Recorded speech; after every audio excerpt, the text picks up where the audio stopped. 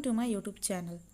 इस लेक्चर में मैं आपको पढ़ाऊंगी, समझाऊंगी कि स्वतंत्रता यानी लिबर्टी क्या होता है, लिबर्टी कितने प्रकार का होता है। ठीक है, इससे पहले मैंने आपको पढ़ाया था संप्रभुता, अद्वैतवाद और बहुलवाद यानी सॉवरेंटी, मोनिज्म एंड प्लूरलिज्म। और एक चैप्टर कराया था मैंने समानता, इक्वालिटी। थर्ड चैप्टर कराया था अधिकार यानी राइट्स। और फोर्थ चैप्टर कराया था मैंने जस्टिस यानी न्याय। और ये फिफ्थ चैप्टर चल रहा है स्वतंत्रता। ठीक है, लिबर्टी।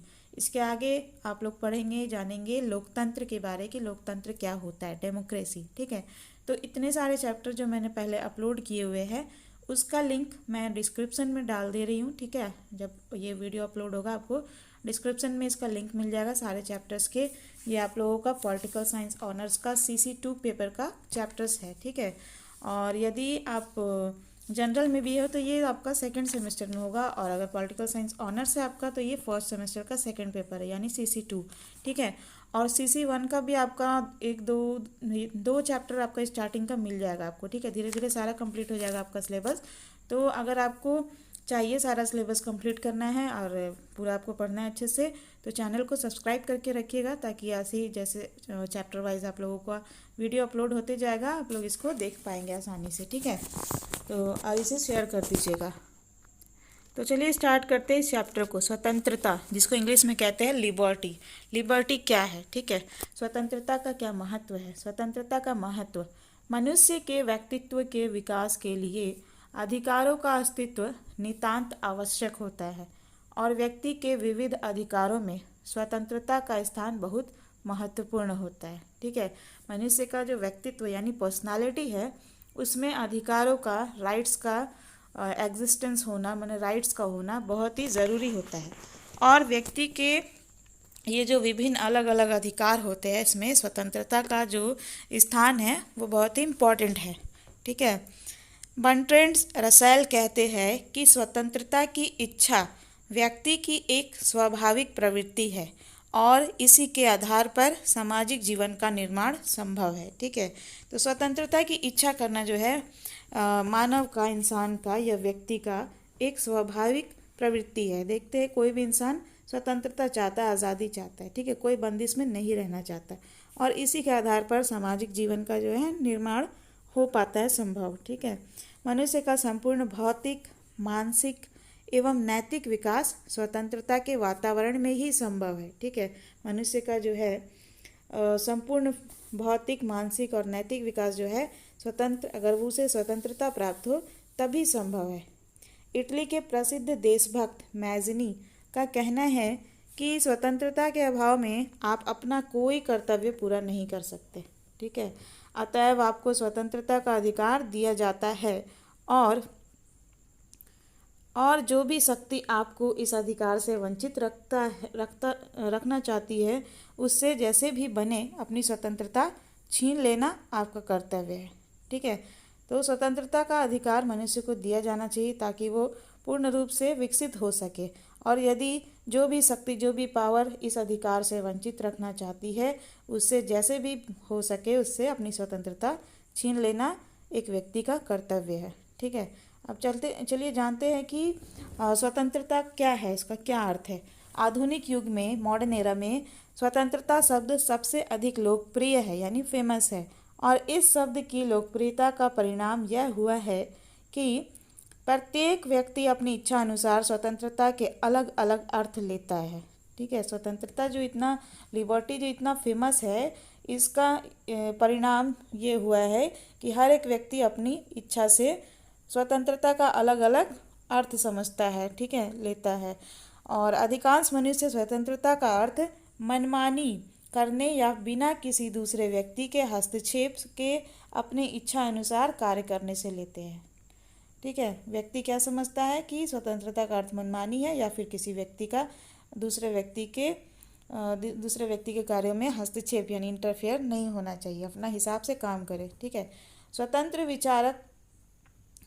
विचारक स्वतंत्रता का अर्थ प्राचीन परंपराओं एवं बंधनों से मुक्त होने से लेते हैं। आध्यात्मिक संत स्वतंत्रता का अभिप्राय सांसारिक मोह माया से मुक्त होने से लेते हैं, और परतंत्र देश के निवासी स्वतंत्रता को स्वराज्य का पर्यायवाची समझते हैं, किंतु व्यवहार में प्रचलित स्वतंत्रता के इन विविध अर्थों में कोई भी अर्थ पूर्ण नहीं है। देखा आपने कैसे व्यक्ति और इसकी मानसिक स्थिति के चेंज होने के साथ साथ स्वतंत्रता का अर्थ कैसे बदल रहा है। स्वतंत्र विचारक जो है स्वतंत्रता का अर्थ क्या लेते हैं कि प्राचीन परंपराओं एवं बंधनों से मुक्त होना, ठीक है। और आध्यात्मिक संत वगैरह जो होते हैं वो स्वतंत्रता का अर्थ ये समझते हैं कि सांसारिक मोहमाया से मुक्त होना। और जो परतंत्र देश यानी दूसरे देश के निवासी होते हैं, वहाँ के जो सिटीजन होते हैं वो स्वतंत्रता को क्या समझते हैं, स्वराज्य, ठीक है, स्वराज्य का पर्यायवाची समझते हैं। लेकिन प्रैक्टिकली जो प्रचलित स्वतंत्रता ये जो प्रचलित स्वतंत्रता के अलग अलग अर्थ हैं, इनमें से कोई भी अर्थ पूरा नहीं है, ठीक है। स्वतंत्रता के जो दो मुख्य पक्ष होते हैं, एक होता है नकारात्मक स्वतंत्रता नेगेटिव लिबर्टी और दूसरा होता है सकारात्मक स्वतंत्रता पॉजिटिव लिबर्टी, ठीक है। स्वतंत्रता की धारणा को संपूर्ण रूप से समझने के लिए स्वतंत्रता के इन दो पक्षों का पृथक पृथक ज्ञान प्राप्त कर लेना आवश्यक हो जाता है। यानी यदि आप स्वतंत्रता का धारणा को यानी कॉन्सेप्ट ऑफ लिबर्टी को अच्छे से जानना चाहते हैं, समझना चाहते हैं, तो आपको स्वतंत्रता के ये दो पक्ष यानी नकारात्मक स्वतंत्रता और सकारात्मक स्वतंत्रता नेगेटिव लिबर्टी और पॉजिटिव लिबर्टी, इन दोनों को जान लेना जरूरी है। तो चलिए जानते हैं कि नकारात्मक स्वतंत्रता क्या है और सकारात्मक स्वतंत्रता क्या है। नकारात्मक स्वतंत्रता, स्वतंत्रता का अंग्रेजी रूपांतर लिबर्टी लैटिन भाषा के लिबर शब्द से निकला है, जिसका अर्थ होता है बंधनों का भाव, ठीक है। स्वतंत्रता को अंग्रेजी में क्या कहते हैं, लिबर्टी। और ये जो लिबर्टी शब्द है वो लैटिन भाषा के लिबर शब्द से निकला है, जिसका अर्थ होता है बंधनों का अभाव, ठीक है। किंतु स्वतंत्रता शब्द की व्युत्पत्ति के आधार पर प्रचलित इस अर्थ को स्वीकार नहीं किया जा सकता, ठीक है। यानी स्वतंत्रता का जो शब्द का जो व्युत्पत्ति हुआ है उसके आधार पर प्रचलित इस अर्थ को यानी कौन से अर्थ को, बंधनों का अभाव, इस अर्थ को स्वीकार नहीं किया जा सकता है। मनुष्य एक सामाजिक प्राणी है, जैसा कि हम सभी जानते हैं, समाज में रहता है तो वो सामाजिक प्राणी है।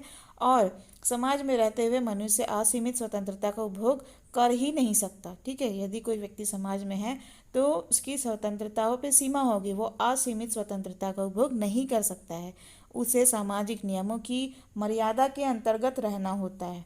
अतः राजनीति विज्ञान के अंतर्गत स्वतंत्रता की जिस रूप में कल्पना की जाती है, उस रूप में स्वतंत्रता मानवीय प्रकृति और सामाजिक जीवन के इन दो विरोधी तत्वों बंधनों का अभाव और नियमों के पालन में सामंजस्य का नाम है, ठीक है। पॉलिटिकल साइंस में स्वतंत्रता का अर्थ क्या है, स्वतंत्रता का अर्थ यह है कि स्वतंत्रता मानवीय प्रकृति और सामाजिक जीवन के इन दो तत्वों से बना है। किन तत्वों से, बंधनों का अभाव और नियमों का पालन। स्वतंत्रता क्या है, इसमें बंधनों का अभाव भी होता है और साथ साथ नियमों का पालन भी करना होता है, ठीक है। इन दोनों के सामंजस्य को क्या कहते हैं, स्वतंत्रता, लिबर्टी। और इसकी परिभाषा करते हुए कहा जा सकता है कि स्वतंत्रता व्यक्ति की अपनी इच्छा अनुसार कार्य करने की शक्ति का नाम है, बशर्ते कि इनसे दूसरे व्यक्ति की किसी प्रकार की स्वतंत्रता में कोई बाधा ना पहुंचे, ठीक है। तो स्वतंत्रता क्या है, सरल शब्दों में आप ये लिख सकते हैं अपने आंसर में कि स्वतंत्रता के द्वारा व्यक्ति अपनी इच्छा अनुसार कार्य कर सकता है, लेकिन अपनी इच्छा अनुसार करने के लिए वह दूसरे व्यक्ति की किसी भी प्रकार की कोई स्वतंत्रता में बाधा ना पहुंचाए, ठीक है।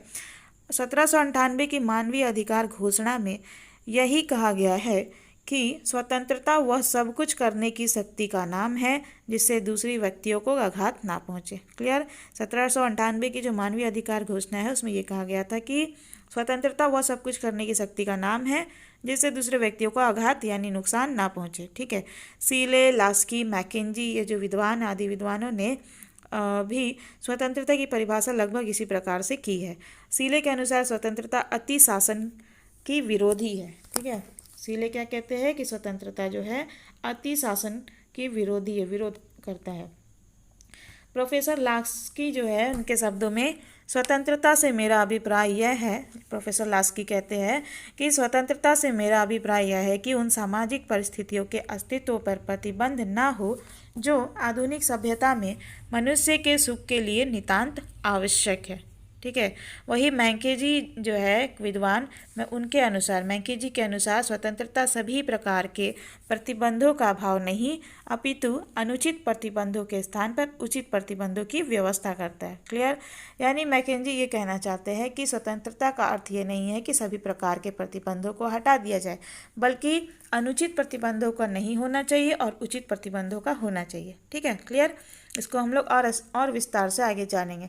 तो अभी जो मैंने 3 विद्वानों के जो कथन बताए हैं, स्टेटमेंट बताए हैं, यदि इनमें से एक का भी आप अपने आंसर में इसको लिख देते हैं जैसा है वैसे ही, सेम टू सेम, तो आपका मार्क्स बढ़ने का चांस बढ़ जाता है। ठीक है, क्योंकि टीचर को लगेगा कि बच्चा पढ़ कर आया है। क्लियर? अब देखो सकारात्मक स्वतंत्रता क्या है। पॉजिटिव लिबर्टी, सीले, फ्रीमैन और मैकेंजी आदि विद्वानों द्वारा स्वतंत्रता की जो परिभाषाएं की गई है, उसमें स्वतंत्रता का चित्रण अनुचित और अनावश्यक प्रतिबंधों के अभाव के रूप में किया गया है।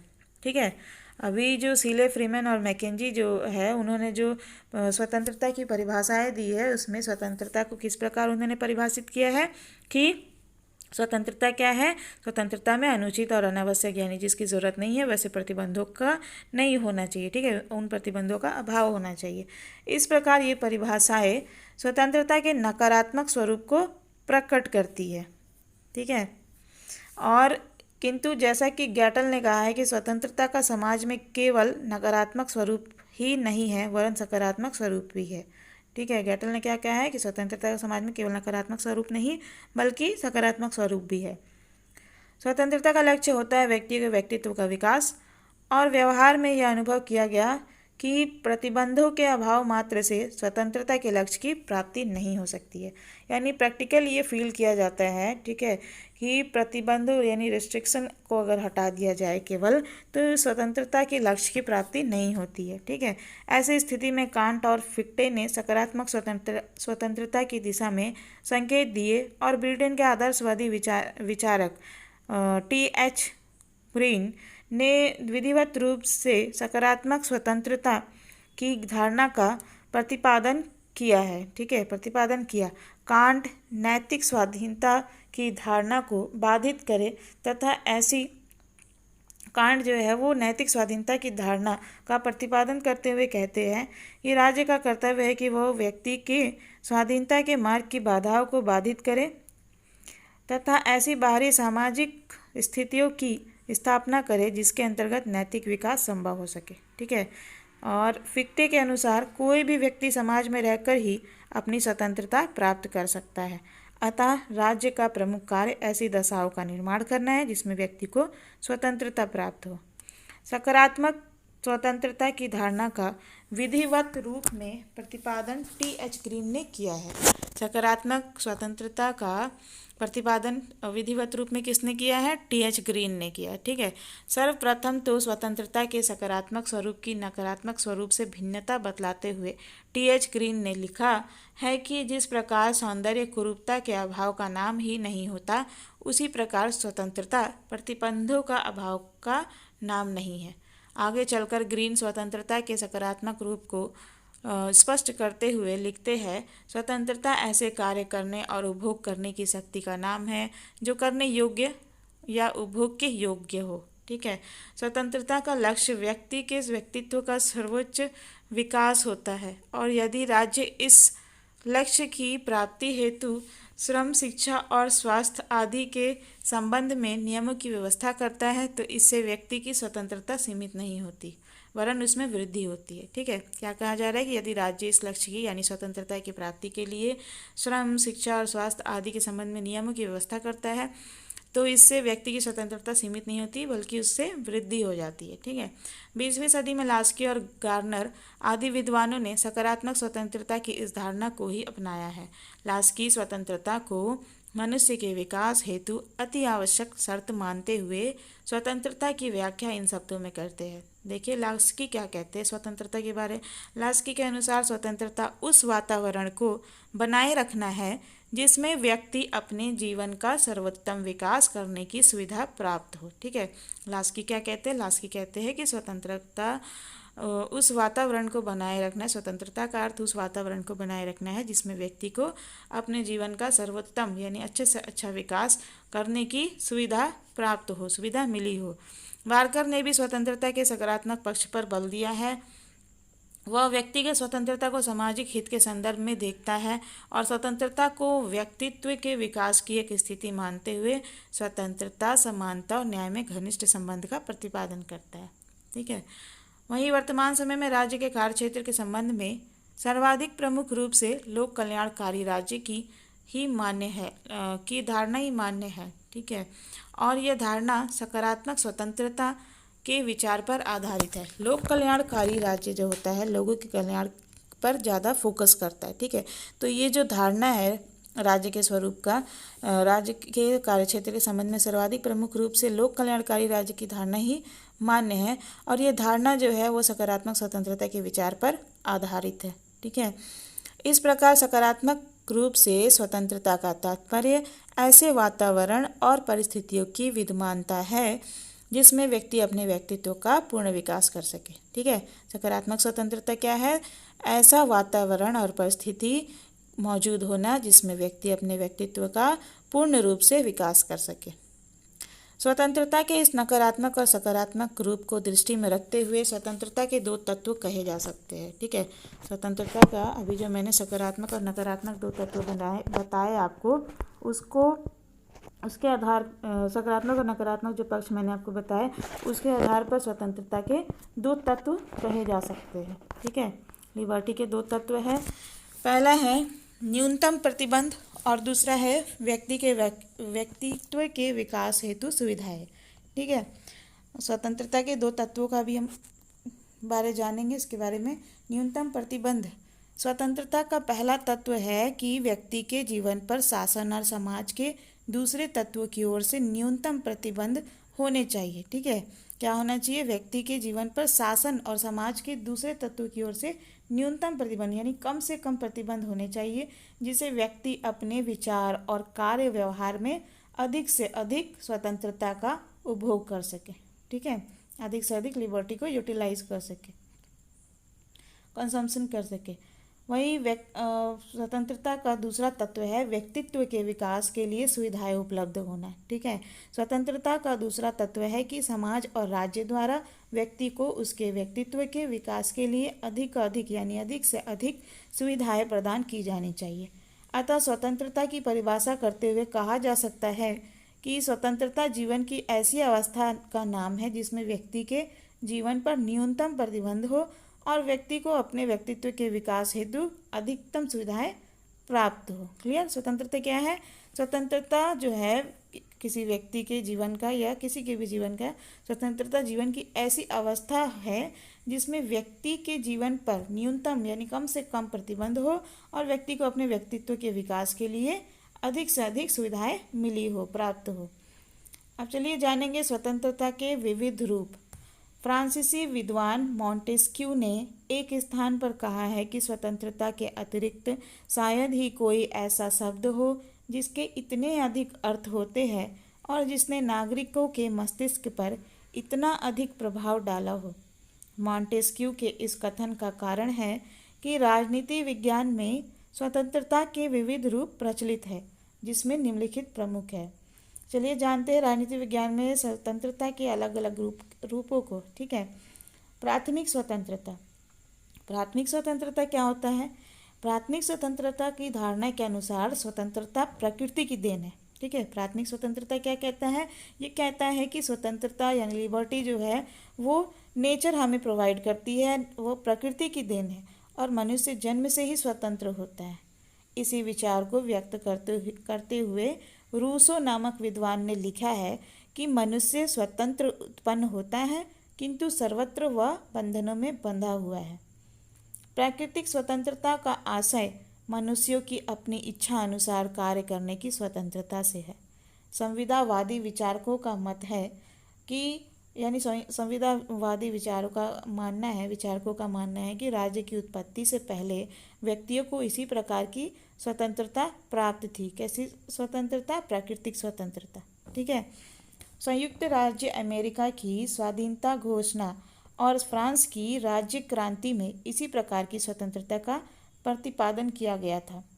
प्राकृतिक स्वतंत्रता की इस धारणा के अनुसार स्वतंत्रता प्रकृति प्रदत्त और निरपेक्ष होती है। ठीक है, यानी प्राकृतिक स्वतंत्रता जो है, ये प्राकृतिक स्वतंत्रता के अनुसार स्वतंत्रता जो है क्या है, प्रकृति द्वारा दी गई है और ये निरपेक्ष होती है, यानी कि समाज या राज्य व्यक्ति की स्वतंत्रता को किसी भी प्रकार से सीमित या प्रतिबंधित नहीं कर सकता। ठीक है, तो प्राकृतिक स्वतंत्रता क्या है? प्राकृतिक स्वतंत्रता की अवधारणा कहती है कि व्यक्ति को जन्मजात स्वतंत्रता प्राप्त है और इसमें कोई राज्य या समाज व्यक्ति की स्वतंत्रता को किसी प्रकार से सीमित या प्रतिबंधित नहीं कर सकता है। क्लियर? परंतु प्राकृतिक स्वतंत्रता की यह धारणा पूर्णतः भ्रमात्मक है। ठीक है, भ्रम पैदा करने वाला है। प्राकृतिक स्वतंत्रता की स्थिति में तो मत्स्य न्याय का व्यवहार प्रचलित होगा और परिणामतः समाज में केवल कुछ ही व्यक्ति अस्थायी रूप से स्वतंत्रता का उपभोग कर सकेंगे। ठीक है, यानी कहने का तात्पर्य यह है कि प्राकृतिक स्वतंत्रता जो कहता है कि स्वतंत्रता पर किसी भी समाज या राज्य का हस्तक्षेप नहीं होगा, कोई प्रतिबंध नहीं होगा, तो ये जो है बहुत ही भ्रम पैदा करने वाला है, क्योंकि प्राकृतिक स्वतंत्रता की स्थिति में मत्स्य न्याय का व्यवहार जो है प्रचलित होगा। मत्स्य न्याय यानी कि जो बड़ी मछलियाँ होती है वो छोटी मछली को खा जाएगी। ठीक है, यानी कि जो पावरफुल है वो कमज़ोर व्यक्तियों का शोषण करेंगे। तो प्राकृतिक स्वतंत्रता जो है सही नहीं है। ठीक है, माने पूर्णतः भ्रामक है। प्राकृतिक स्वतंत्रता की स्थिति में तो मत्स्य न्याय का व्यवहार प्रचलित होगा और परिणामतः समाज में केवल कुछ ही व्यक्ति अस्थायी रूप से स्वतंत्रता का उपभोग कर सकेंगे। ठीक है, कुछ ही व्यक्ति स्वतंत्रता का उपभोग कर सकेंगे, बाकी सब बंदिश में होंगे। किसके? शक्तिशाली लोगों के। जो कमज़ोर वर्ग होंगे उनका शोषण होने लगेगा। और व्यवहार में प्राकृतिक स्वतंत्रता का अर्थ है केवल शक्तिशाली व्यक्तियों की स्वतंत्रता। ठीक है, यानी प्रैक्टिकली अगर देखा जाए तो प्राकृतिक स्वतंत्रता का अर्थ ये होगा कि केवल शक्तिशाली व्यक्ति को ही स्वतंत्रता मिली हो।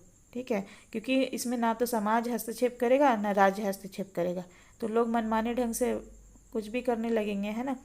जिस समाज के अंतर्गत स्वतंत्रता का अस्तित्व शक्ति पर आधारित हो वहाँ निर्बलों का कोई जीवन नहीं होगा। जैसे कि मैंने आपको बताया था मत्स्य न्याय में क्या हुआ, बड़ी मच्छी छोटी मच्छी को खा जाती है। तो जिस समाज में स्वतंत्रता का अस्तित्व जो है शक्ति पर ही आधारित हो वहाँ पे निर्बलों यानी कमज़ोरों का कोई जीवन नहीं होगा और इसके अलावा समाज में रहकर निरपेक्ष स्वतंत्रता का उपभोग नहीं किया जा सकता। सामूहिक हित में स्वतंत्रता को सीमित करना नितांत आवश्यक है।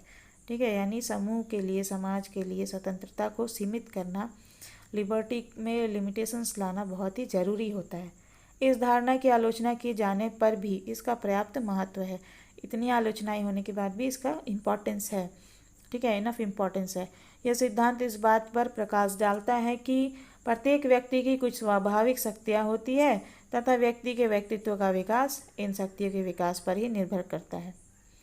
प्राकृतिक स्वतंत्रता में कुछ खामियां है, इसमें कुछ बुराइयां है, इसमें क्रिटिसिज्म है, लेकिन फिर भी इसमें कुछ अच्छा भी है। ठीक है, इसकी तारीफ़ के काबिल भी है, क्योंकि ये कहता है कि प्रत्येक व्यक्ति की कुछ स्वाभाविक शक्तियाँ होती है तथा व्यक्ति के व्यक्तित्व का विकास इन शक्तियों के विकास पर ही निर्भर करता है।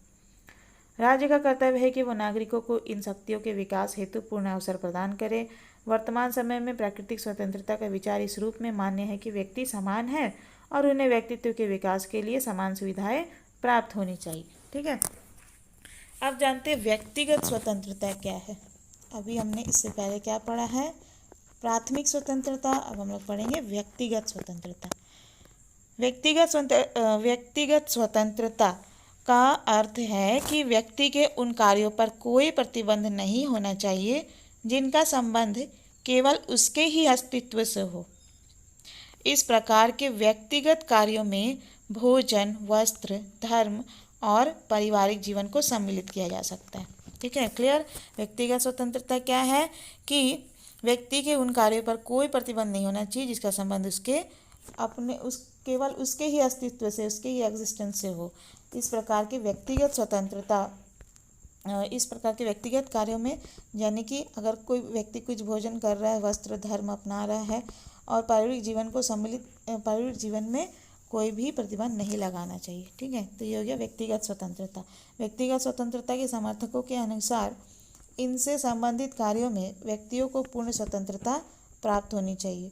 व्यक्तिवादी और कुछ सीमा तक बहुलवादी विचारकों ने स्वतंत्रता का प्रबल समर्थन किया है।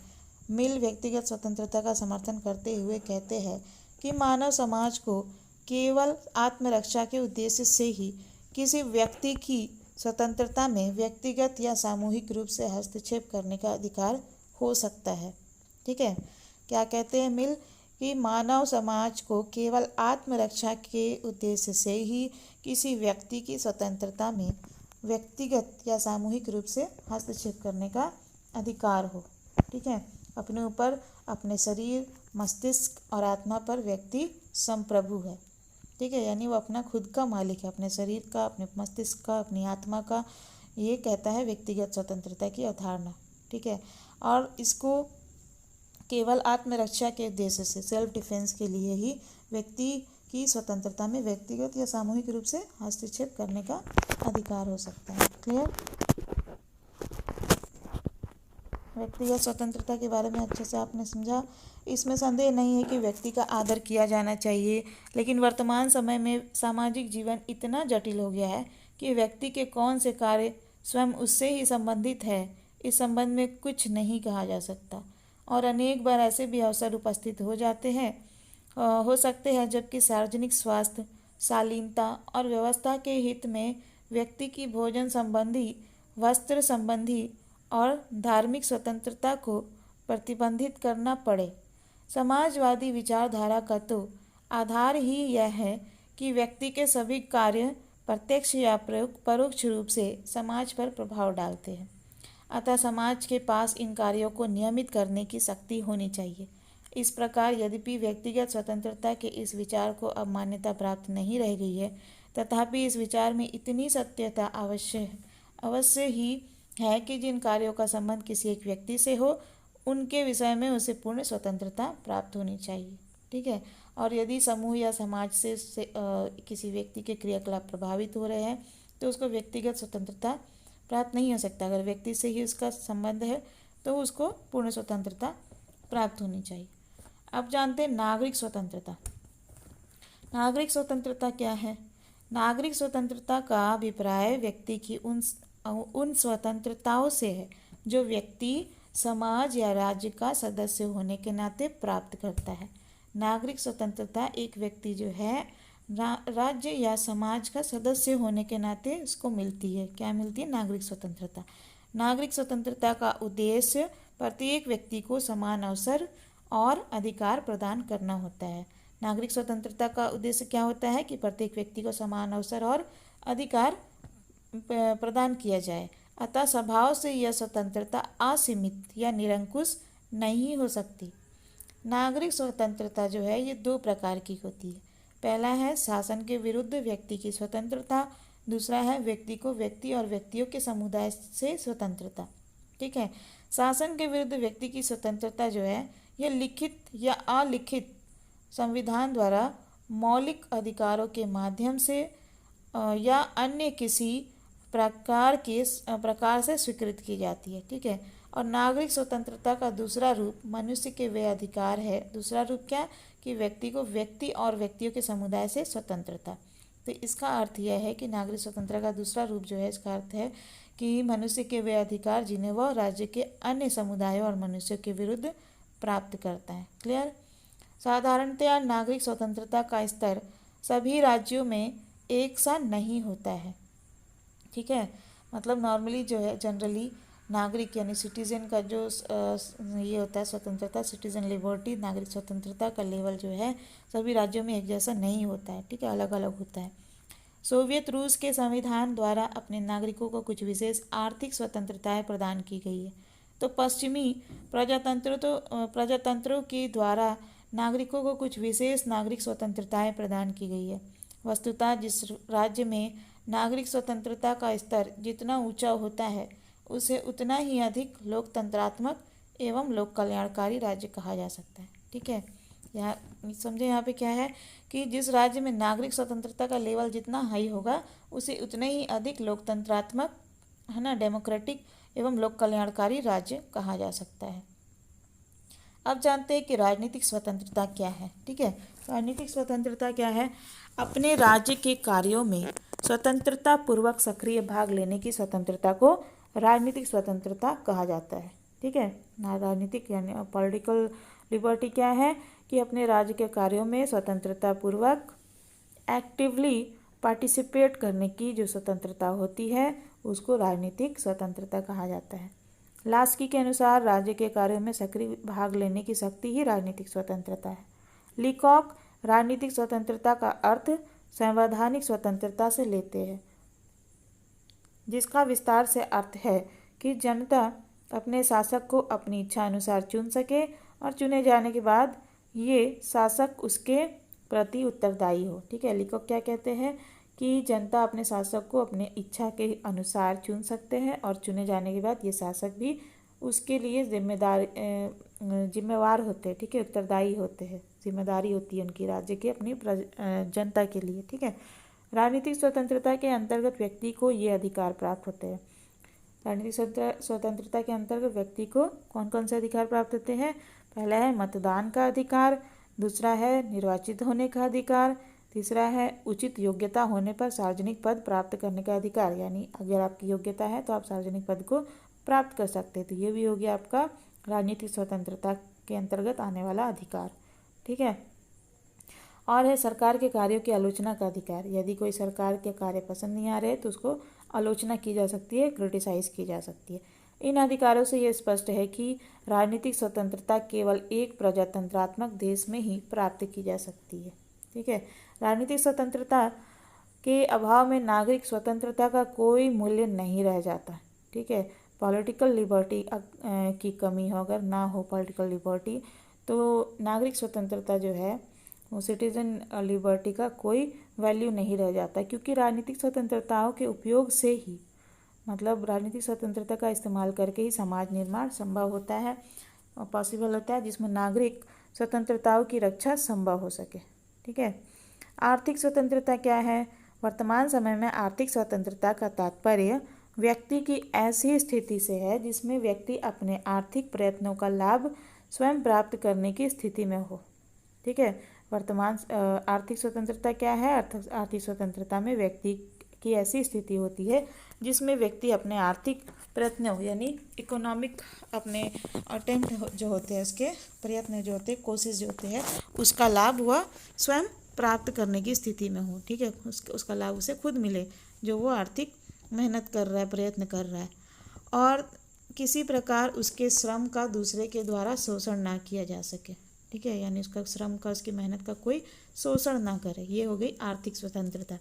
लास्की के अनुसार आर्थिक स्वतंत्रता का अभिप्राय यह है कि प्रत्येक व्यक्ति को अपनी जीविका कमाने की समुचित सुरक्षा तथा सुविधा प्राप्त हो।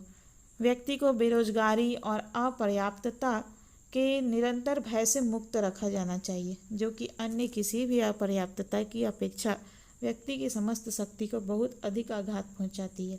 ठीक है, व्यक्ति को कल की आवश्यकताओं से मुक्त रखा जाना चाहिए। ठीक है, आर्थिक स्वतंत्रता भी आप समझ गए क्या है कि व्यक्ति को उसके आजीविका कमाने की स्वतंत्रता होनी चाहिए, उसकी आजीविका की सुरक्षा होनी चाहिए। ठीक है, इसमें संदेह नहीं है कि व्यक्ति का आदर किया जाना चाहिए, लेकिन वर्तमान 1 मिनट ये वाला हो गया ना आप लोग आर्थिक स्वतंत्रता तक। आर्थिक स्वतंत्रता भी आप लोग पढ़े। ठीक है, आर्थिक स्वतंत्रता इसके आगे है। ये वाला बुक का PDF जो है ना आप लोगों को टेलीग्राम पे मिल जाएगा, तो टेलीग्राम पे आप शिक्षा लवर्स करके देख लीजिएगा, चैनल है, या नहीं मिले तो बोलिएगा, मैं लिंक दे दूँगी। ठीक है, इसका PDF आपको मिल जाएगा, जो चैप्टर का चाहिए वो सब मिल जाएगा।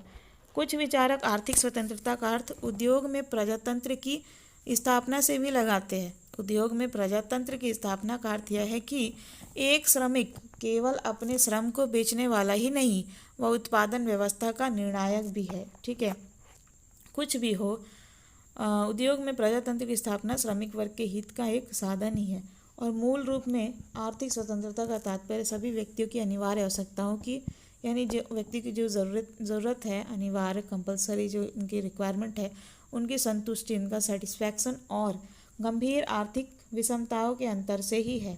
ठीक है, आर्थिक स्वतंत्रता जो क्या है कि गंभीर आर्थिक विषमता नहीं होनी चाहिए, और आर्थिक स्वतंत्रता का अर्थ क्या होता है कि व्यक्तियों की जो कंपलसरी नीड होती है उनका सेटिस्फैक्शन हो। ठीक है, अब चलिए जानते हैं राष्ट्रीय स्वतंत्रता क्या है। प्रत्येक व्यक्ति के स्वतंत्रता के अधिकार के समान ही प्रत्येक राष्ट्र को भी स्वतंत्र होने का अधिकार होना चाहिए, है ना। व्यक्ति स्वतंत्रता चाहता है तो राष्ट्र भी तो स्वतंत्रता चाहती है ना। इसलिए प्रत्येक व्यक्ति के स्वतंत्रता के अधिकार के समान ही प्रत्येक राष्ट्र को भी स्वतंत्र होने का अधिकार होना चाहिए। और राष्ट्रों की स्वतंत्रता संबंधी इस व्यवस्था को राष्ट्रीय स्वतंत्रता कहा जाता है। राष्ट्रीय स्वतंत्रता के विचार के अनुसार भाषा, धर्म, संस्कृति, नस्ल, ऐतिहासिक परंपरा आदि की एकता, ठीक है, पर आधारित राष्ट्र का यह अधिकार है कि वह स्वतंत्र राज्य का निर्माण करे तथा अन्य किसी राज्य के अधीन ना हो। किंतु जिस प्रकार व्यक्ति की स्वतंत्रता दूसरे व्यक्तियों की समान स्वतंत्रता से सीमित होती है, उसी प्रकार एक राष्ट्र की स्वतंत्रता दूसरे राष्ट्रों की समान स्वतंत्रता से सीमित होती है। संपूर्ण मानवता के हित में ऐसा होना भी चाहिए। ठीक है, एक की स्वतंत्रता दूसरे की स्वतंत्रता से सीमित हो जाती है। क्यों? क्योंकि यदि एक की स्वतंत्रता की वजह से किसी दूसरे को नुकसान हो रहा है तो उसकी स्वतंत्रता पर सीमा लगाना पड़ता है, चाहे वो व्यक्ति की स्वतंत्रता हो या राष्ट्र की स्वतंत्रता हो। समझे? अब चलिए जानते हैं नैतिक स्वतंत्रता क्या है।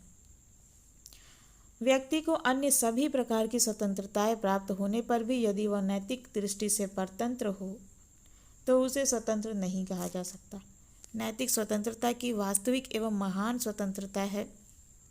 नैतिक स्वतंत्रता जो है ही वास्तविक एवं महान स्वतंत्रता है। नैतिक स्वतंत्रता का तात्पर्य व्यक्ति की उस मानसिक स्थिति से है जिसमें वह अनुचित लोभ लालच के बिना अपना सामाजिक जीवन व्यतीत करने की योग्यता रखता हो।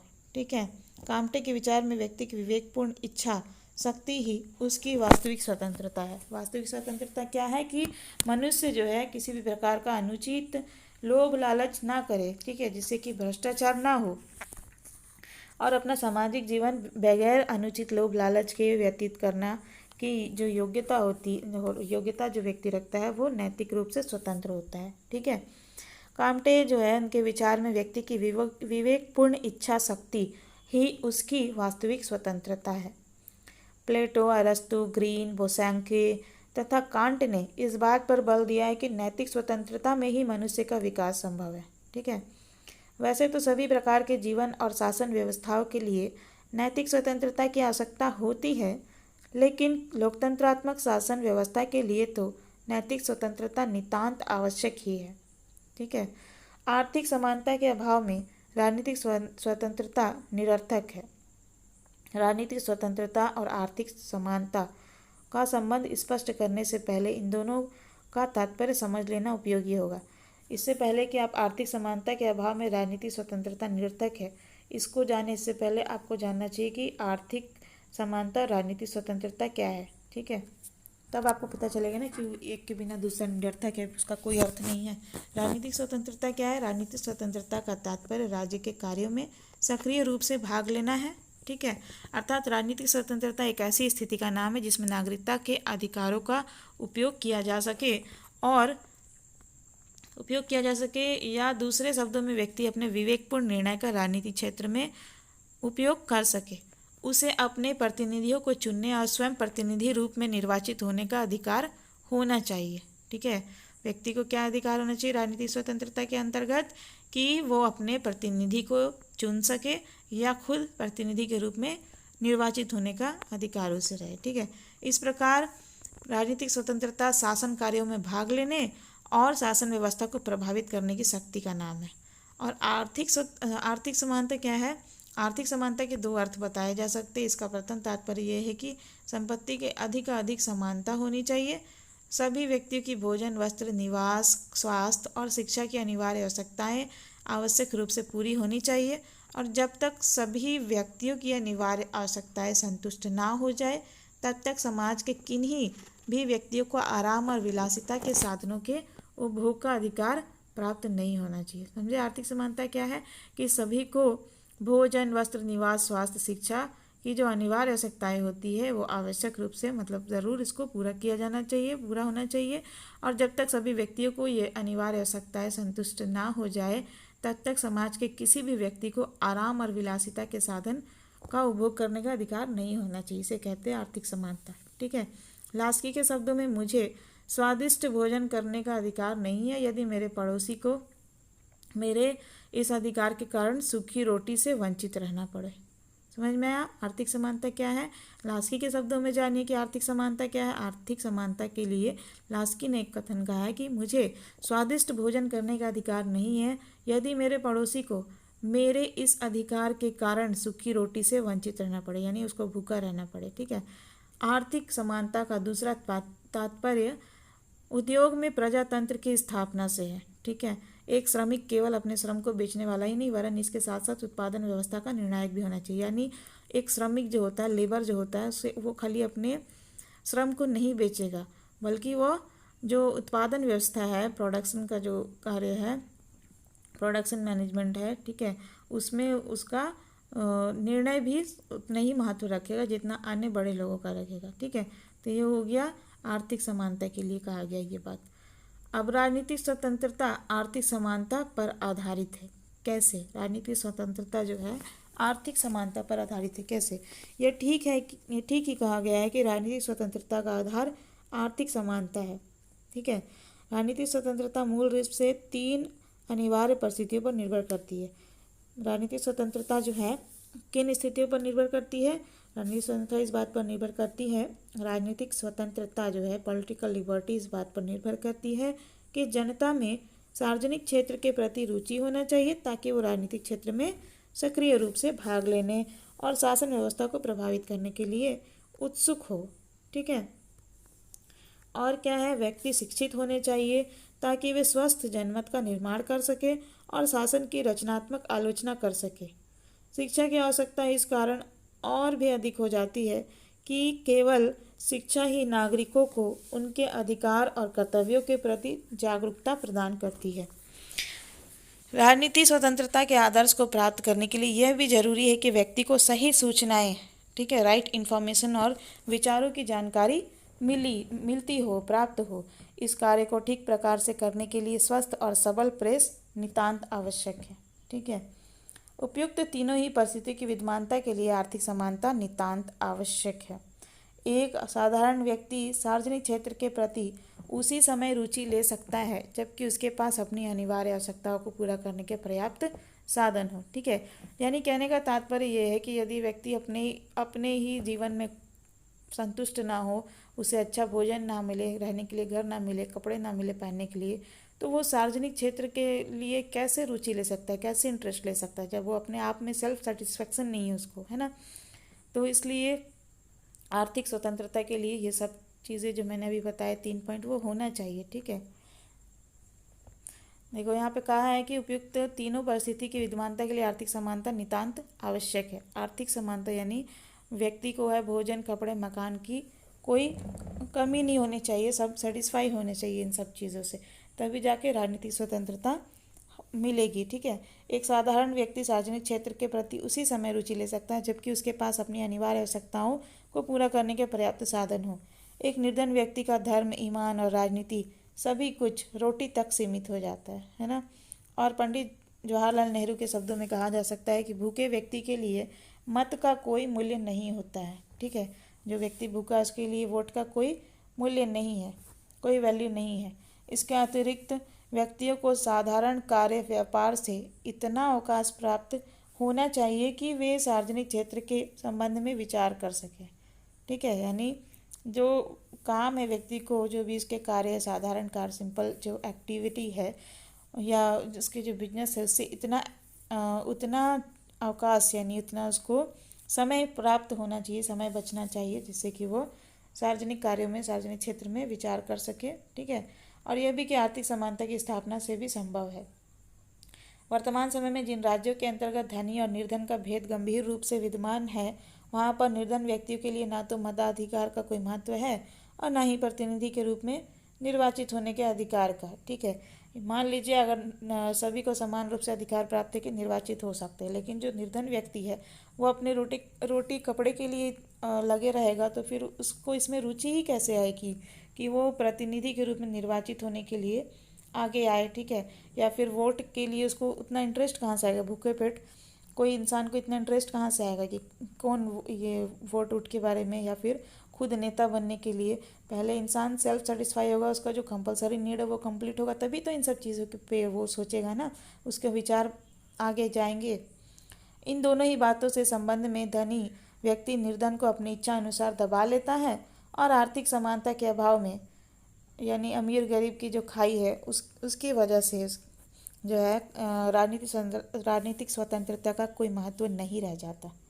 यदि साधारण व्यक्ति के पास अपना सामान्य जीवन बिताने के साधन ही नहीं है, तो वह शिक्षित होने का विचार कैसे कर सकता है? ठीक है, यदि उसे भोजन ही नहीं मिल रहा है, भोजन के लिए बहुत मेहनत मुशक्क़त करना पड़ रहा है, तो उसके पास तो पैसे ही नहीं होंगे कि वो शिक्षा ग्रहण कर सके, और ना ही रुचि होगी, इंटरेस्ट होगी कि वो शिक्षित हो सके। भूखे पेट कौन पढ़ सकता है? ठीक है, तो इसलिए आर्थिक समानता के बगैर राजनीतिक स्वतंत्रता मुश्किल है, संभव नहीं है। ऐसा व्यक्ति राजनीतिक स्वतंत्रता का उपभोग करने में नितांत असमर्थ होगा। ठीक है, जो जिसे आर्थिक समानता जिसे नहीं मिली हो। ठीक है, इसी प्रकार आर्थिक समानता के अभाव में प्रेस और विचार एवं अभिव्यक्ति के साधनों पर धनिक वर्ग का अधिकार हो जाता है, और यह धनिक वर्ग इन साधनों का प्रयोग जनता को सही सही जानकारी एवं ज्ञान प्रदान करने के लिए नहीं, बल्कि एक प्रकार से अपने विचार दूसरों पर थोपने के लिए करता है। इस प्रकार आर्थिक समानता के अभाव में धनिक वर्ग निर्धन वर्ग के जीवन पर आधिपत्य स्थापित कर लेता है, और निर्धन वर्ग का मनमाने तरीके से शोषण करता है। आर्थिक समानता के बिना राजनीतिक स्वतंत्रता कभी वास्तविक नहीं हो सकती। मैंने आपको अच्छे से समझाया, किस तरह से समझ गए होंगे आप। लास्की ने भी ठीक ही कहा है कि यदि राज्य संपत्ति को अधीन नहीं रखता तो संपत्ति राज्य को वशीभूत कर लेगी। ठीक है, यानी अगर राज्य का संपत्ति पर नियंत्रण ना हो तो संपत्ति जो है वो राज्य को वशीभूत कर लेगी, अपने वश में कर लेगी। ठीक है, उपयुक्त विवेचना से कोल के इस कथन की सत्यता नितांत स्पष्ट है कि आर्थिक समानता के अभाव में राजनीतिक स्वतंत्रता केवल एक भ्रम है। लास्की ने भी कहा है कि आर्थिक समानता के बिना राजनीतिक स्वतंत्रता कभी भी वास्तविक नहीं हो सकती। क्लियर? अब चलो देखते हैं स्वतंत्रता के संरक्षण, सेफ गार्ड्स ऑफ लिबर्टी। ठीक है, स्वतंत्रता की सुरक्षा कैसे होती है? स्वतंत्रता प्राप्त करने से अधिक कठिन कार्य स्वतंत्रता को बनाए रखना है। ठीक है, यह बात व्यक्तिगत स्वतंत्रता और राष्ट्रीय स्वतंत्रता दोनों के संबंध में पूर्णतः सत्य है। यानी कि चाहे व्यक्तिगत स्वतंत्रता हो या राष्ट्रीय स्वतंत्रता हो, इनको पाना ज़्यादा मुश्किल नहीं है, इससे ज़्यादा मुश्किल है इस स्वतंत्रता को बनाए रखना। ठीक है, जो व्यक्ति अथवा राष्ट्र अपनी स्वतंत्रता का ठीक से उपभोग नहीं कर पाते और उसकी सुरक्षा के लिए आवश्यक प्रयत्न नहीं करते, उनकी स्वतंत्रता को हमेशा ही संकट बना रहता है। इसलिए यदि स्वतंत्रता को बनाए रखना है तो क्या करना होगा? उसका सही से उपभोग करना चाहिए स्वतंत्रता का। ठीक है, और उसको सही से स्वतंत्रता का ठीक से उपभोग करना चाहिए, उसका सुरक्षा के लिए आवश्यक कोशिश करते रहना चाहिए। ठीक है, स्वतंत्रता की सुरक्षा के लिए विभिन्न लेखकों के अनुसार स्वतंत्रता की सुरक्षा के लिए कुछ दशाओं का होना आवश्यक और वांछनीय है, जिनमें निम्नलिखित प्रमुख है। जैसे आपसे पूछ ले स्वतंत्रता की सुरक्षा के लिए क्या किया जाना चाहिए, तो आप ऐसे आंसर कर सकते हैं पॉइंट बाय पॉइंट। आप उसको थोड़ा थोड़ा एलाबोरेट कर दीजिए। ठीक है, इसको आप थोड़ा थोड़ा इसको 4-5 लाइन में लिख दीजिए। आदर्श कानून, स्वतंत्रता की संरक्षण के लिए क्या करना चाहिए? आदर्श कानून होना चाहिए। व्यक्ति अपनी विविध स्वतंत्रताओं का उपयोग राज्य में रहकर ही कर सकता है, और राज्य कानूनों के माध्यम से ही इस प्रकार की स्वतंत्रताओं की रक्षा करता है ना। इस प्रकार साधारणतः कानून व्यक्ति की स्वतंत्रता की रक्षा करते हैं, किंतु राज्य द्वारा निर्मित सभी प्रकार के कानूनों के संबंध में इस प्रकार की बात नहीं कही जा सकती। ठीक है, आदर्श कानून, आइडियल कानून होगा यदि, तो क्या होगा? सिर्फ स्वतंत्रता की रक्षा होगी। ठीक है, स्वतंत्रता की रक्षा के लिए राज्य द्वारा ऐसे आदर्श कानूनों का निर्माण किया जाना चाहिए जो व्यक्तियों की स्वतंत्रता की रक्षा कर सके और व्यक्तित्व के विकास के लिए आवश्यक सुविधाएं भी प्रदान कर सके। स्वतंत्रता की रक्षा के लिए आदर्श कानूनों के निर्माण की आवश्यकता बताते हुए मॉन्टेस्क्यू ने कहा है कि मुख्यतः स्वतंत्रता की रक्षा और हनन कानून के स्वभाव और इसके द्वारा दिए गए दंड की मात्रा पर निर्भर करती है। ठीक है, स्वतंत्रता की रक्षा और इसका हनन जो है कानून के स्वभाव और इसके द्वारा दिए गए दंड की मात्रा, उसकी क्वांटिटी पर डिपेंड करती है। विशेष अधिकार का अंत, स्वतंत्रता की सुरक्षा के लिए विशेष अधिकार का अंत किया जाना चाहिए। ठीक है, जिस समाज में कुछ व्यक्तियों को धर्म, जाति या संपत्ति के आधार पर कुछ विशेष अधिकार प्राप्त होते हैं, वहाँ पर सभी नागरिकों की स्वतंत्रता की पूर्ण रक्षा नहीं हो पाती है। जिन लोगों को विशेष अधिकार प्राप्त होते हैं वो अहम भाव के कारण उनका दुरुपयोग करते हैं और दूसरे लोग हीनता की भावना के कारण इन स्वतंत्रताओं का उचित उपयोग नहीं कर पाते हैं। इसलिए स्वतंत्रता की रक्षा के लिए विशेष अधिकारों का अंत जो है बहुत ही ज़रूरी है। लास्की के शब्दों में, यदि समाज के किसी भाग को विशेष अधिकार दिए गए हो तो उस दशा में जनसाधारण स्वतंत्रता का उपभोग नहीं कर सकता। ठीक है, यानी कि मान लीजिए कि 100 लोग हैं, उसमें से 2, 4 या 10 व्यक्ति को विशेष अधिकार प्रदान कर दिए जाए तो क्या होगा, बाकी के जो 90 लोग हैं उस पर वो लोग क्या करेंगे, उस पर उसका शोषण करना चाहेंगे, है ना। सारी स्वतंत्रता जो है वो अपने हाथ में रखना चाहेंगे, उसका बैकडोर। तो दूसरे की स्वतंत्रता जो है खतरे में होगी, स्वतंत्रता में असमानता होगी। ठीक है, तो स्वतंत्रता यानी लिबर्टी की रक्षा के लिए विशेष अधिकार को खत्म कर देना चाहिए ताकि लोगों में समानता हो और स्वतंत्रता की रक्षा हो सके। ठीक है, अब देखो, लोकतंत्रीय शासन, व्यक्तियों को अपनी स्वतंत्रता के हनन का सबसे अधिक भय शासन से होता है, किंतु यदि लोकतंत्रीय शासन हो तो जनता का यह भय कुछ सीमा तक समाप्त हो जाता है। लोकतंत्र में जनता शासित होने के साथ साथ शासक भी होते हैं, और यानी कि लोकतंत्र में जो है जनता तो चुनाव में भाग लेती है, वोट डालती है, सरकार चुनती है, लेकिन साथ ही साथ जनता में से ही शासक भी होते हैं। ठीक है, और शासन की अंतिम सत्ता जनता में निहित होने के कारण स्वतंत्रता का हनन नहीं हो सकता है। इसीलिए स्वतंत्रता की अगर संरक्षण करना है तो लोकतंत्रीय शासन को स्थापित करना चाहिए। यही कारण है कि नागरिकों की स्वतंत्रता की रक्षा और व्यक्तित्व के विकास के लिए लोकतंत्रात्मक शासन ही सर्वोच्च समझा जाता है। लेकिन इस लोकतंत्रात्मक शासन के साथ साथ यह भी आवश्यक है कि जनता में लोकतंत्री भावना हो, अर्थात बहुमत में न्यायप्रियता और अल्प मतों में सहनशीलता का भाव होना चाहिए। ठीक है, अब देखो, मूल अधिकार कैसे स्वतंत्रता को संरक्षण प्रदान करती है। मूल अधिकार संविधान द्वारा नागरिकों को प्रदत्त ऐसे अधिकार होते हैं जिनका उपयोग राज्य के विरुद्ध किया जा सकता है। ये मूल अधिकार जो होते हैं दूसरे व्यक्तियों के हस्तक्षेप से भी व्यक्तियों की स्वतंत्रता की रक्षा करते हैं। इसी कारण वर्तमान समय में स्वतंत्रता की रक्षा के लिए मूल अधिकारों को आवश्यक समझा जाता है। इसी दृष्टि से भारत, अमेरिका, रूस, आयरलैंड, फ्रांस आदि राज्यों के संविधानों में मूल अधिकारों की व्यवस्था की गई है। अब देखो, स्वतंत्रता के संरक्षण के लिए स्वतंत्र न्यायालय होना चाहिए। क्यों? क्योंकि नागरिकों की स्वतंत्रता के लिए यह बहुत ज़रूरी है कि न्यायालय का स्वतंत्र होना चाहिए और न्यायालयों के कार्यों में किसी प्रकार का सरकारी हस्तक्षेप ना हो। इस प्रकार की निष्पक्षता और स्वतंत्रता की स्थिति में ही न्यायालय नागरिकों के अधिकारों की रक्षा कर सकते हैं।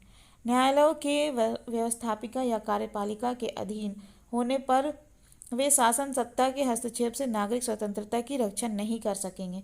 इसके अलावा न्याय सर्वजन सुलभ और शीघ्र होना चाहिए, यानी सभी को न्याय जो है आसानी से प्राप्त होना चाहिए और जल्दी होना चाहिए, और निर्धन व्यक्ति जो है निःशुल्क कानूनी सहायता उसे प्राप्त होना चाहिए। ऐसी व्यवस्था भी होनी चाहिए। न्यायपालिका की स्वतंत्रता के अभाव में स्वतंत्रता एक ढकोसला मात्र बनकर रह जाता है। ठीक है, यानी न्यायपालिका को स्वतंत्र होना चाहिए ताकि वो सही फैसले, निर्णय ले सके, जिससे और ये स्वतंत्र न्यायालय जो होता है वो हमारी लिबर्टी को, स्वतंत्रता को संरक्षण प्रदान कर सकता है बहुत ही अच्छे से। सतत जागरूकता जो है लिबर्टी को कैसे संरक्षण देता है। स्वतंत्रता की रक्षा का सबसे अधिक महत्वपूर्ण उपाय नागरिकों की सतत जागरूकता है। यदि नागरिक ही जागरूक होंगे, उन्हें अपने अधिकारों का ज्ञान होगा, तो क्या होगा, अन्याय नहीं होगा। ठीक है, स्वतंत्रता जो है वो सुरक्षित रहेगी। स्वतंत्रता की रक्षा का सबसे अधिक महत्वपूर्ण उपाय नागरिकों की सतत जागरूकता ही है। इसके लिए नागरिकों में स्वतंत्रता की इच्छा मात्र ही नहीं वरन इसकी रक्षा के लिए प्रत्येक प्रकार के त्याग करने की भावना भी होनी चाहिए। ठीक है, नागरिकों को जो है स्वतंत्रता की केवल इच्छा ही नहीं होनी चाहिए बल्कि उन्हें इसके रक्षा के लिए, इसके बचाव के लिए हर तरह के त्याग करने की भावना भी उनमें होनी चाहिए। स्वतंत्रता की रक्षा के लिए ये अत्यंत आवश्यक है कि व्यक्ति अपने अधिकारों के प्रति जागरूक रहे और स्वतंत्रता का अतिक्रमण होने पर उसका विरोध करे। ठीक है, व्यक्ति को एक तो अपने स्वतंत्रता के लिए, अपने अधिकार के लिए जागरूक भी होना है और स्वतंत्रता का अतिक्रमण होने पर उसका विरोध भी करना है। ठीक है, इंग्लैंड के नागरिकों द्वारा तो सतत जागरूकता के कारण ही इतनी अधिक स्वतंत्रता का उपयोग किया जाता है। कहावत भी है कि सतत जागरूकता ही स्वतंत्रता का मूल्य है। लास्की के शब्दों में नागरिकों की महान भावना ना कि कानून की शब्दावली स्वतंत्रता की वास्तविक सुरक्षा है। इस संबंध में थॉमस जेफरसन के शब्द बहुत ही महत्वपूर्ण है कि कोई भी देश तब तक अपनी स्वतंत्रता की रक्षा नहीं कर सकता जब तक कि समय समय पर वहाँ की जनता अपनी विरोधी भावना का प्रदर्शन करके अपने शासकों को सजग न करती हो। अब देखिए, स्वतंत्रता का संरक्षण करने का एक और उपाय है शक्तियों का पृथक्करण तथा अवरोध और असंतुलन। ठीक है, स्वतंत्रता की रक्षा के लिए कुछ सीमा तक शक्ति पृथक्करण तथा कुछ सीमा तक अवरोध, ठीक है, और संतुलन के सिद्धांत को अपनाना जरूरी हो जाता है, आवश्यक है। शक्ति पृथक्करण को अपनाते हुए एक ही हाथों में शक्तियों के एकीकरण को रोका जाना चाहिए तथा न्यायपालिका की स्वतंत्रता की व्यवस्था की जानी चाहिए। ठीक है, यदि शक्ति पृथक्करण किया जाएगा तो क्या होगा, एक व्यक्ति के हाथ में पावर जो है केंद्रीकृत नहीं होगा, सेंट्रलाइज नहीं होगा, जिससे कि अगर शक्तियाँ बटी होंगी तो अन्याय नहीं होगा, इससे स्वतंत्रता की रक्षा होगी। इसके साथ ही जहाँ तक व्यवस्थापिका और कार्यपालिका का संबंध है, अवरोध और संतुलन के सिद्धांत को अपनाते हुए इन दोनों के बीच गहरे संबंध की व्यवस्था की जानी चाहिए, जिससे स्वतंत्रता की रक्षा के हित में उचित प्रकार के कानून का निर्माण हो सके और ठीक प्रकार से उन्हें क्रियान्वित किया जा सके। आर्थिक न्याय से स्वतंत्रता कैसे सुरक्षित होती है? यदि हमें स्वतंत्रता की रक्षा करनी है तो हमारे द्वारा जीवन की वास्तविकता की उपेक्षा नहीं की जा सकती है, और यह वास्तविकता यह है कि बहुत अधिक सीमा तक आर्थिक समानता की स्थापना के बिना स्वतंत्रता का उपभोग संभव नहीं है। ठीक है, यानी अगर आर्थिक समानता नहीं होगी तो स्वतंत्रता का उपभोग नहीं किया जा सकता है। जब तक व्यक्तियों के लिए भोजन, वस्त्र और आवास की व्यवस्था नहीं हो पाती, तब तक कैसे सोचा जा सकता है कि वे स्वतंत्रता का उपभोग कर सकेंगे। अतः आर्थिक न्याय स्वतंत्रता की सबसे महत्वपूर्ण और प्रभावशाली गारंटी है। ठीक है, इस प्रकार आर्थिक न्याय स्वतंत्रता की सबसे महत्वपूर्ण और प्रभावशाली गारंटी है। इसके बिना यानी आर्थिक न्याय के बिना स्वतंत्रता एक ही वर्ग का हित बनकर रह जाती है। स्वतंत्र प्रेस जो है ये भी स्वतंत्रता की रक्षा के लिए, इसके संरक्षण के लिए आवश्यक होती है। स्वतंत्रता की रक्षा का प्रश्न बहुत अधिक सीमा तक स्वतंत्र प्रेस के साथ जुड़ा हुआ है। यदि समाचार पत्र स्वतंत्र है तो उसके द्वारा प्रशासन को मर्यादित रखने का कार्य किया जा सकता है। जनता में स्वतंत्रता की रक्षा के लिए आवश्यक वातावरण स्थापित करने का जो कार्य है वो किया जा सकता है समाचार पत्र एवं टीवी न्यूज़ चैनल जो है उनके माध्यम से।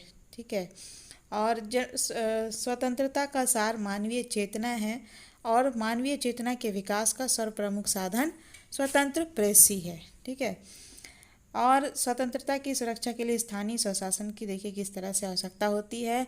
नागरिकों में स्वतंत्रता के प्रति प्रेम उत्पन्न करने और उन्हें स्वतंत्रता के प्रति जागरूक बनाने की दिशा में स्थानीय स्वशासन द्वारा भी अत्यंत महत्वपूर्ण कार्य किया जाता है। लास्की के विचारों में राज्य में सत्ता का जितना अधिक विस्तृत वितरण होगा, जितना विकेंद्रीकृत उसकी प्रकृति होगी, मनुष्य में अपनी स्वतंत्रता के प्रति उतना ही अधिक उत्साह होगा। अब हम लोग जानेंगे कि स्वतंत्रता और कानून का संबंध क्या है। स्वतंत्रता और कानून के पारस्परिक संबंध के विषय पर राजनीतिक विचारों में बहुत अधिक मतभेद है। एक ओर तो कुछ विद्वानों और विचारधाराओं के अनुसार स्वतंत्रता और कानून को परस्पर विरोधी बताते हुए कहा गया है कि जितने अधिक कानून होंगे व्यक्तियों की स्वतंत्रता उतनी ही सीमित हो जाएगी। दूसरी ओर अनेक विचारकों द्वारा इस मत का प्रतिपादन किया गया कि स्वतंत्रता के अस्तित्व के लिए कानून की विद्यमानता नितांत आवश्यक है और कानून व्यक्तियों की स्वतंत्रता में वृद्धि करते हैं, कमी नहीं। पहला जो विचार है उसका प्रतिपादन अराजकतावादी, व्यक्तिवादी और कुछ सीमा तक साम्यवादी विचारधारा द्वारा किया गया है। पहला विचार क्या है कि स्वतंत्रता और कानून परस्पर विरोधी है, क्योंकि जितने अधिक कानून होंगे व्यक्ति की स्वतंत्रता उतनी ही सीमित हो जाएगी, लिमिटेड हो जाएगी। ठीक है, तो इसका प्रतिपादन जो है अराजकतावादी, व्यक्तिवादी और कुछ सीमा तक साम्यवादी विचारधारा द्वारा किया गया है। अराजकतावादियों के अनुसार स्वतंत्रता का तात्पर्य जो है व्यक्तियों की अपनी इच्छा अनुसार कार्य करने की शक्ति का नाम है और राज्य के कानून शक्ति पर आधारित होने के कारण व्यक्तियों की इच्छा अनुसार कार्य करने में बाधक होते हैं। अतः स्वतंत्रता और कानून परस्पर विरोधी है। इससे आगे चलकर वे यह भी कहते हैं कि व्यक्तिगत स्वतंत्रता के हित में राज्य जैसी कानून निर्मात्री संस्था का अंत हो जाना चाहिए। विलियम गाडविन के शब्दों में कानून सबसे अधिक घातक प्रकृति की संस्था है। व्यक्तिवादी राज्य को एक आवश्यक बुराई समझते हैं। ठीक है, व्यक्तिवादी जो विचारधारा होती है, व्यक्तिवादी विचारधारा से उत्पन्न राज्य जो होती है वो राज्य को एक आवश्यक बुराई मानते हैं, यानी कि ज़रूरी भी है और ये बुराई भी है। ठीक है, उनका विचार है कि स्वतंत्रता और कानून परस्पर विरोधी है। इसी विचारधारा के आधार पर डायसी ने कहा है कि एक की मात्रा जितनी अधिक होगी दूसरे की उतनी ही कम हो जाएगी। ठीक है, कहने का तात्पर्य यह है कि यदि स्वतंत्रता अधिक है तो कानून कम होगी, या कानून अधिक है तो स्वतंत्रता सीमित हो जाएगी। ठीक है, और साम्यवादी विचारधारा के अंतर्गत भी कानून को उच्च वर्ग के हितों को लाभ पहुंचाने का एक साधन कहा गया है और इसी कारण वर्ग विहीन समाज की आदर्श अवस्था में राज्य के विलुप्त हो जाने की कल्पना की गई है। लेकिन वर्तमान समय में स्वतंत्रता और कानून के पारस्परिक संबंध, यानी एक दूसरे का जो संबंध है स्वतंत्रता और कानून के विषय पर अराजकतावाद, व्यक्तिवाद और साम्यवाद की धारणा को स्वीकार नहीं किया जाता। वर्तमान समय में तो उपयुक्त धारणा की नितांत विपरीत इस विचार को मान्यता प्राप्त है कि कानून स्वतंत्रता को सीमित नहीं करते वरन स्वतंत्रता की रक्षा करते हैं और उसमें वृद्धि करते हैं। लॉक के शब्दों में जहाँ कानून नहीं होता वहाँ स्वतंत्रता भी नहीं हो सकती है। ठीक है, लॉक ने क्या कहा है कि जहाँ कानून नहीं है वहाँ स्वतंत्रता भी नहीं हो सकती है। विलोबी के अनुसार जहाँ नियंत्रण होते हैं वहीं स्वतंत्रता का अस्तित्व होता है। उपयुक्त मत को स्पष्ट करते हुए प्रोफेसर रिची ने कहा है कि व्यक्तित्व के विकास के यथार्थ अवसर के रूप में स्वतंत्रता कानून की उत्पत्ति अथवा परिणाम ही है। वह कोई ऐसी वस्तु नहीं है जिसका अस्तित्व राज्य के कार्यक्षेत्र से बाहर हो।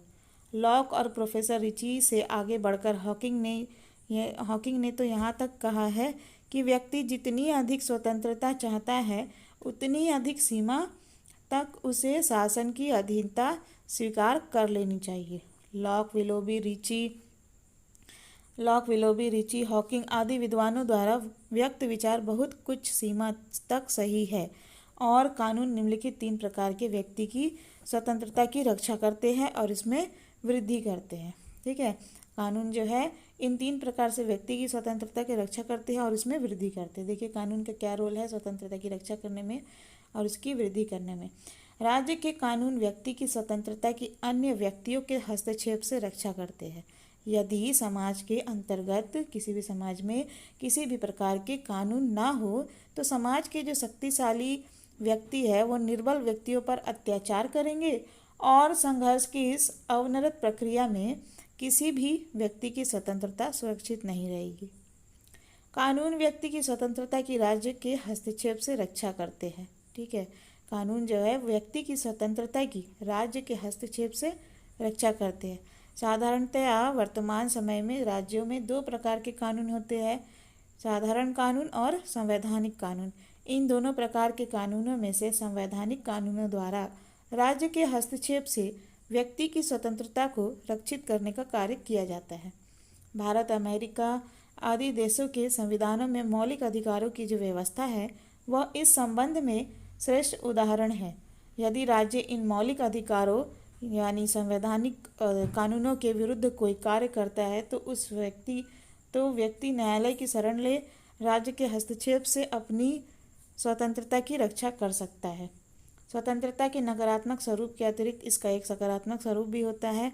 इसका तात्पर्य यह है कि व्यक्ति को व्यक्तित्व के विकास के लिए आवश्यक सुविधाएं प्रदान करना। कानून व्यक्तियों को व्यक्तित्व के विकास की सुविधाएं प्रदान करते हुए उनकी स्वतंत्रता में वृद्धि करते या दूसरे शब्दों में इन्हें सकारात्मक स्वतंत्रता प्रदान करते हैं।